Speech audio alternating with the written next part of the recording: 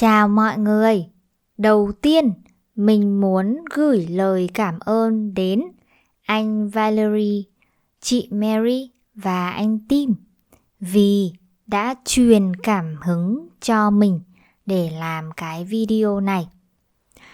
Rồi, bây giờ thì mình sẽ hỏi thăm mọi người một chút nhé. Thời tiết ở thành phố của mọi người dạo này thế nào?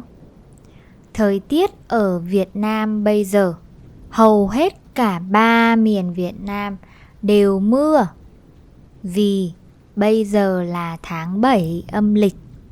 Mọi người đã bao giờ nghe về tháng 7 âm lịch ở Việt Nam chưa?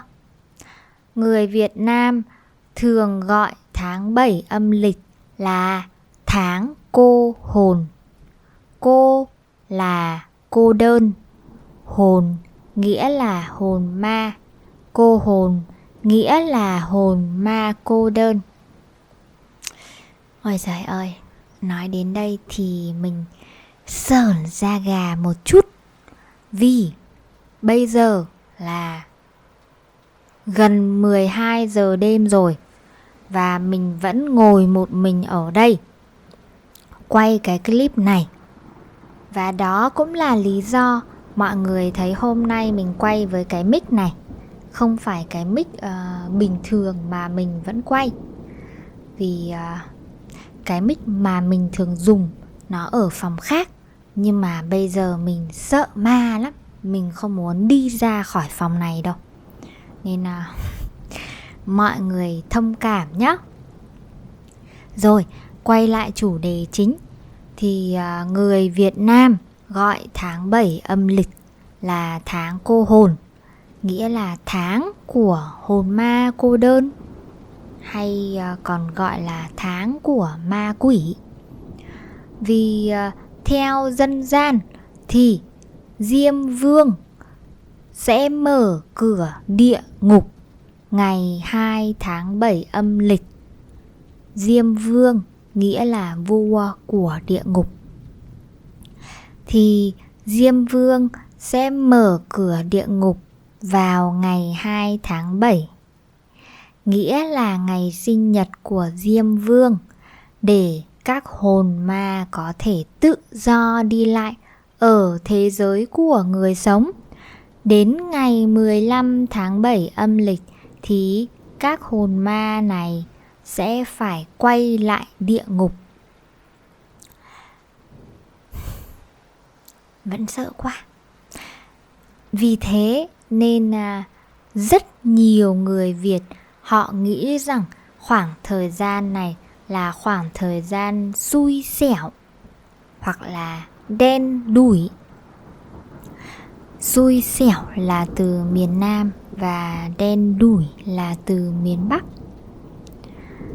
Vì họ nghĩ rằng các hồn ma có thể tự do đi lại ở thế giới của người sống thì sẽ làm ảnh hưởng đến suy nghĩ của họ. Vì ma quỷ thường thích trêu người sống, nên họ sẽ làm một số điều để người sống cảm thấy bực mình hay là tức giận. Ví dụ hôm nay có người bị mất đồ thì họ sẽ nói rằng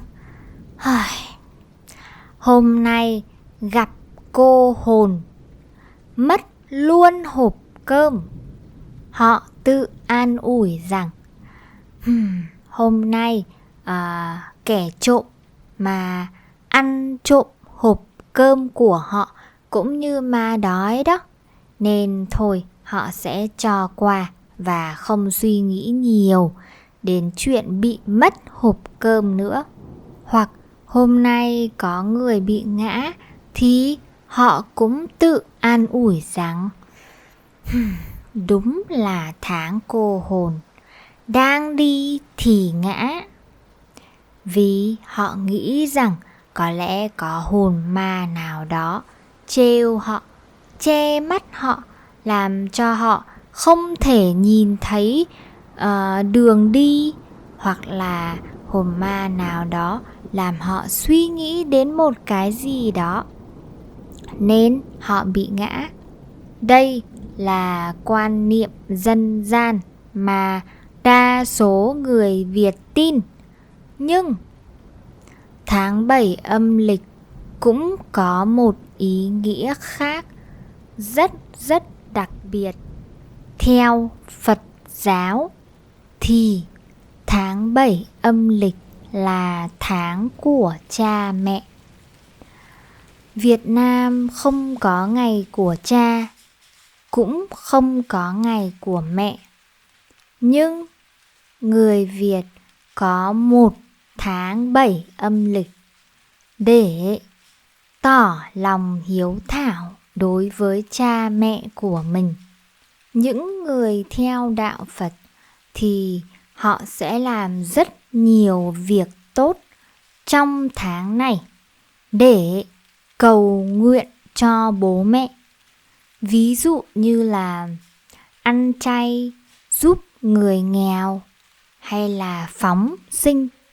Phóng sinh nghĩa là mua con vật còn sống và thả nó về tự nhiên, và rất nhiều việc khác nữa. Họ làm tất cả những việc tốt này để cầu nguyện cho bố mẹ mình. Truyền thống này không chỉ dành cho những người theo đạo Phật mà cũng lan rộng khắp mọi nơi ở Việt Nam. Trong tháng này có một ngày lễ rất quan trọng. Đó là lễ Vu Lan. Ngày lễ này được ra đời từ sự tích Mục Kiền Liên cứu mẹ.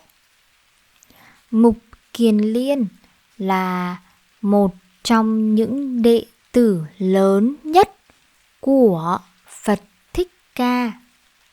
Một ngày, Mục Kiền Liên nhìn thấy mẹ đã mất của mình đang làm quỷ đói ở trong địa ngục, rất là khổ, nên Mục Kiền Liên đã nhờ Phật giúp. Phật đã chỉ cách để Mục Kiền Liên có thể cứu mẹ mình thoát khỏi địa ngục rồi sinh lên trời. Đó là cúng dường chư tăng. Từ đó, mọi người muốn bày tỏ lòng hiếu thảo của mình đến bố mẹ thì cũng làm theo cách đó.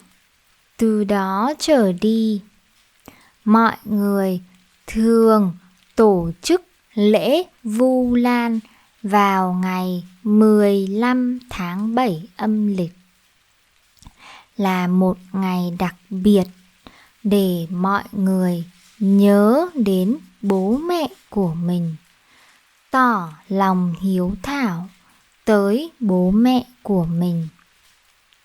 Trong buổi lễ Vu Lan, nếu ai còn mẹ thì sẽ cài một bông hoa màu đỏ, và ai không còn mẹ thì sẽ cài một bông hoa màu trắng. Đó, vậy nên tháng 7 âm lịch là một tháng rất quan trọng với rất nhiều người Việt Nam, đặc biệt là Phật tử. Nói chung là đối với nhiều người Việt thì tháng 7 âm lịch là một tháng không may mắn. Nhưng cũng đối với nhiều người Việt khác, đặc biệt là những người theo đạo Phật, những người Phật tử, thì tháng 7 âm lịch là một tháng rất quan trọng để bày tỏ sự hiếu thảo, sự biết ơn của mình đến bố mẹ. Nhưng tất nhiên là đa số người Việt rất hiếu thảo nên không chỉ tháng 7 âm lịch mà hầu hết mọi ngày họ đều chăm sóc bố mẹ một cách tốt nhất có thể. Và Vu Lan chỉ là một dịp lễ mà mọi người làm nhiều điều tốt hơn ngày thường thôi. Vậy thôi, cảm ơn mọi người đã xem video này. Và nếu các bạn muốn ủng hộ mình thì có thể xem ở trang patreon.com hoặc là ko-fi.com nhé. Tạm biệt.